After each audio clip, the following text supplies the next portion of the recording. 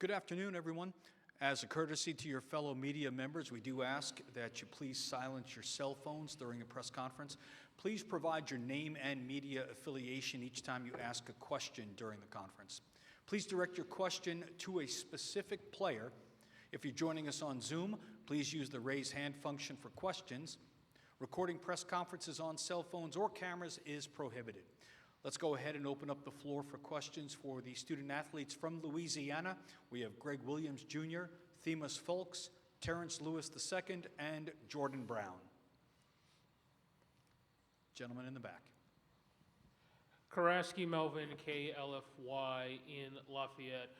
Jordan, Terrence, this question is for you. Can you talk about your previous experience in the NCAA tournament and how that you're using that to kind of work forward for this tournament? So for me, it was my freshman year of college. I was over at University of Nevada, Reno, and we got to the tournament, but unfortunately we got knocked out the first round against Florida. But still a fun experience. We got to do the whole shoot around with the fans and stuff that we're about to do, and it was a great time. Well, excuse me, a couple years ago I was at North Texas, and we ended up beating Purdue. They was going crazy. It was like a real big upset, but we lost to Villanova. But I just think the experience was like amazing. Just being around with the team and the coaches, like we're all just like locked in like one family. And I think it's really the same thing as far as like we've gotten here. Like we're together. We just gotta just take each day one by one, and hopefully just win the game tomorrow.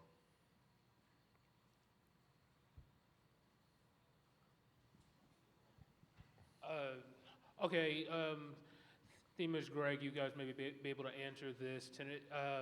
Tennessee, with their three-point shoot, they're pretty good on the three-point shooting, defending it also as well. I'll ask essentially for defending the guards. Like, what are some of the keys to that? I believe the key to the game is just compete. I mean, we may be a little undersized, but we play very hard. And we're not going to back down to nobody. We're not going to take nothing from nobody. So I think that as long as we compete, I mean, it's up in the air. Yeah, I mean, I would say the biggest thing is to just make them uncomfortable. Make every catch difficult, every action that they try to do difficult. I mean, that's probably the biggest thing that we need to do. So just trying to cause chaos within what they want to do on offense and making it useful to our advantage. Row two. Terrence, what is Jeff Shane with the Village's Daily Sun, what is the standout memory from that upset of Purdue, maybe in terms of the game, the momentum switch, or anything of that nature? I guess what I'm asking is what's key to pulling off a Cinderella-type upset? It's a great question. I think there are a lot of things that are really key in order to pull off an upset like tomorrow's game or just any game in general. I just think you gotta like learn to take certain teams' tendencies away and just really just key in on certain things. Because I mean, as you saw a couple years ago, like it was a back and forth game, and honestly, that was really a home game for them. It was in Indiana, and Purdue is in Indiana, so just gotta like be able to go through adversity and just understand that like both teams are gonna make a run. I mean, you just gotta just take each play by play, like this one by one. But I just think that's the most important thing. And then for Jordan or Greg, how much of this weekend is reward for success that you have had in the conference, and how much is it an opportunity such as what Terrence has experienced previously? I mean, for me personally, I'll say it's more opportunity than reward. I mean, we've put in a lot of time, a lot of work to get to this point, and I think that this kind of starts the opportunity, if you will. So I think we have to go in and take care of business and continue to have that window of opportunity increase. There's a lot of take it one game at a time, want to know type thing, but do you let yourselves kind of think, St. Peter's won 3 games last year, can you do the same thing? I mean, I think it always crosses your mind, so it's something that it may come up, it may be a thought, but at the same time, we have to realize that it is one game at a time, And in order to get to 3 games or however many games, you have to take care of the first one. So just having that mindset and building on it once you get past the first one, get to the second one, get past the second one, and so on. So that's kind of the mindset we need to have.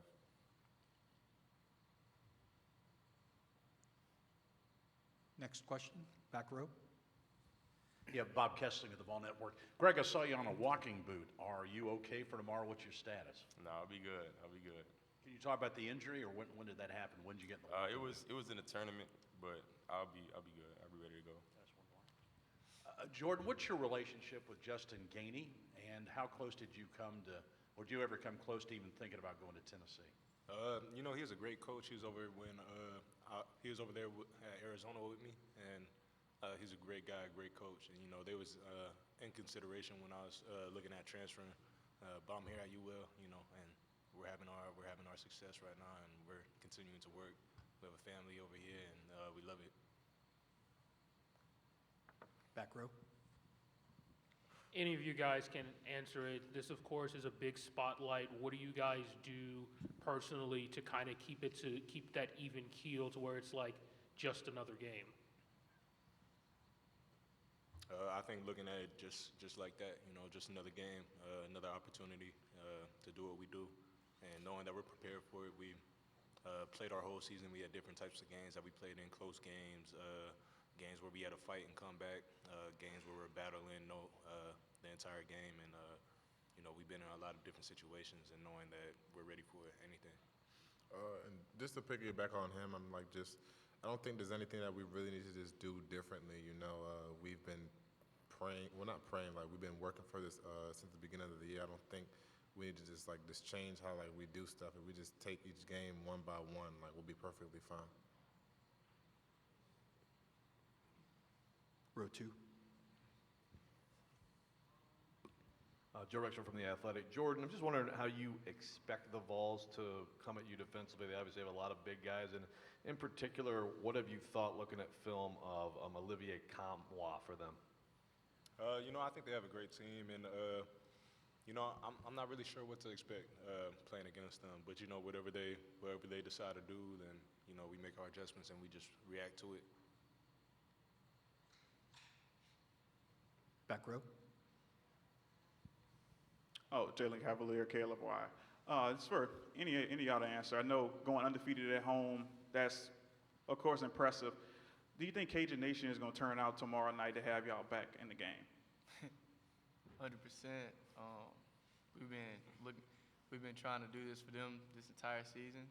I think it's a great opportunity for us, and of course, we know that we're going to have the support behind us. And I think that as long as we play hard and we compete and we hear that crowd cheering for us, I mean, the sky's the limit.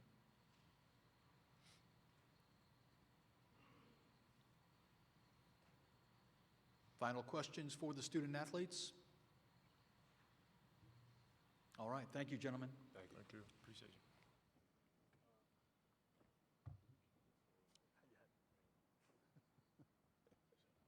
Have a good day.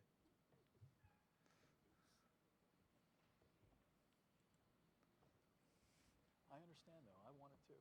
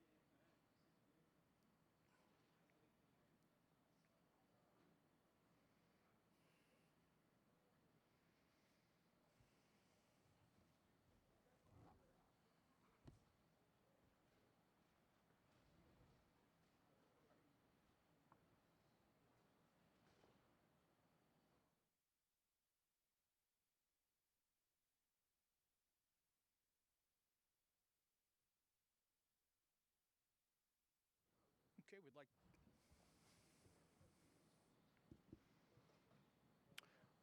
Once again, we ask that you, if you're joining us by Zoom, please use the raise hand function for questions. We're going to go ahead and introduce Louisiana head coach Bob Marlin. Coach. Thank you. It's a pleasure to be here and participate in the NCAA tournament with this team representing the Sun Belt Conference. We've had a really good year and had some great wins and had an outstanding tournament just a week ago.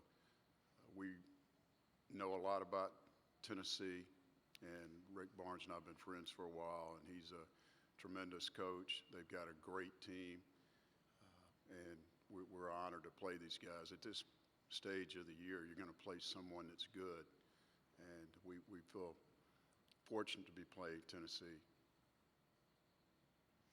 Let's go ahead and open up the floor for questions for Coach Marlin.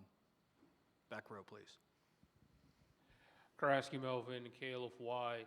Coach, of course, this game different from all the others. As a coach, what do you kind of do to help your players realize that it's not, or it's just like every other game? Well, we can talk about it, but they know. They're anxious a little bit. We'll keep them in a good place, and we have guys that have been in the tournament before, and we have a coaching staff that's been in the tournament for many years, and I think that's a big help to us. I kind of wanted to follow up on that, on how beneficial that experience is. Jordan and Terrence had mentioned earlier about their experience, but how helpful it is for you as a coach to have those players along with you, kind of lowering the temperature of that excitement and that anxiety. Right, they're familiar with the process certainly and have experienced it, and they've done a good job helping to lead our team in that area. Row two. In what ways have they been able to, is it more by talking to their teammates? Here's what to expect when you go out there in front of the bright lights, or is it more just showing? No, I think it's talking at this stage, right? They're close. We've got a really connected group, and they listen to each other, and I think their talking has helped influence the other guys and make them feel somewhat at ease. And then how big is the margin between a brand name program and a mid-major champion, and where's the difference found? Well, there's certainly a difference in the two levels of play. Tennessee is a storied program, as we talked about.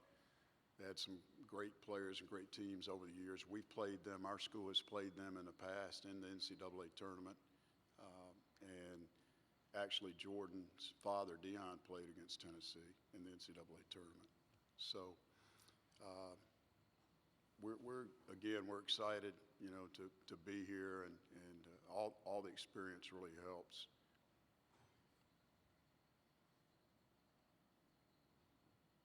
Next question for Coach.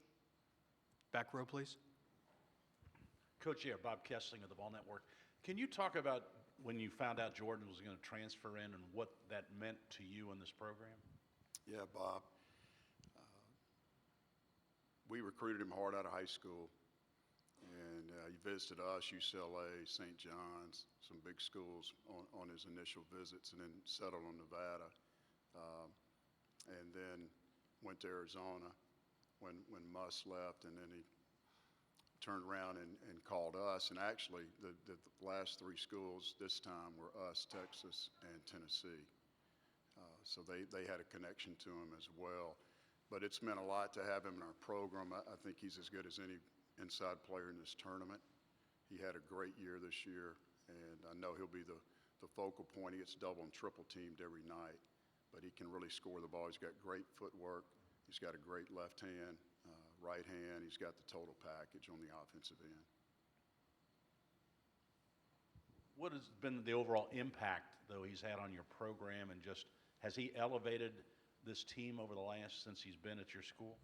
And without a doubt, he's helped us win the championship. I mean, he was most outstanding player of the Sun Belt Championship. He was preseason player of the year. He got the most votes of any player for all conference. Just had a tremendous year and very consistent in his approach. He matured a lot. He graduated at Christmas, and I think that took a load off of him as well.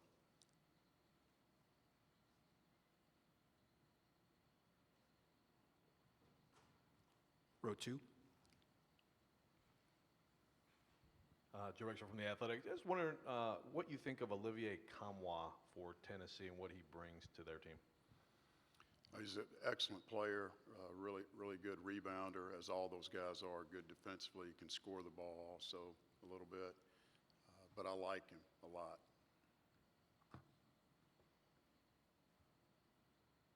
I like several of their guys, actually.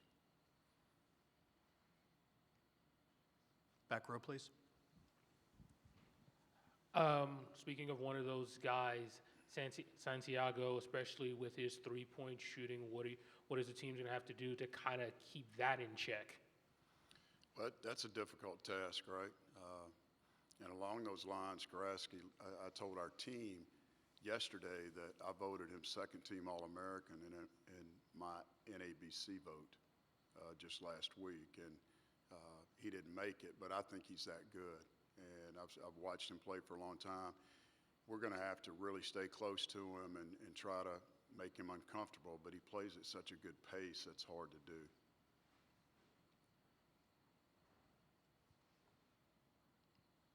Back row, thank you. Coach Rick Barnes said you guys have a long relationship back his Texas days and when you guys were crossing paths. Any stories or relationship things you could tell us about you and Coach Barnes? Not necessarily.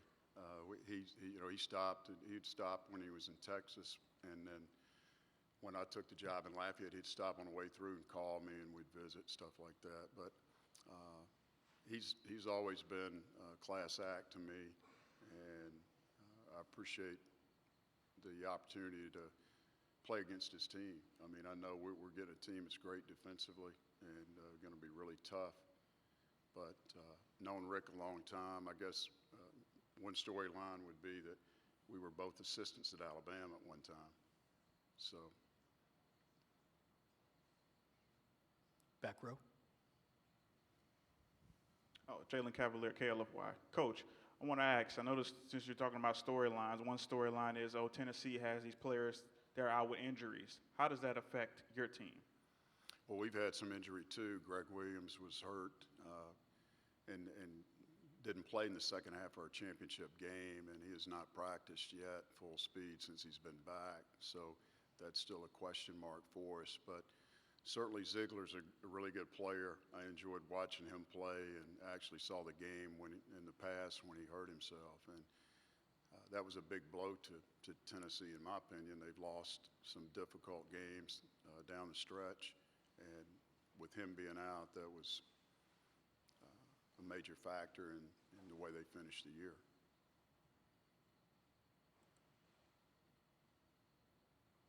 Final questions for Coach Marlin. All right, thank you very much, Coach. Thank you.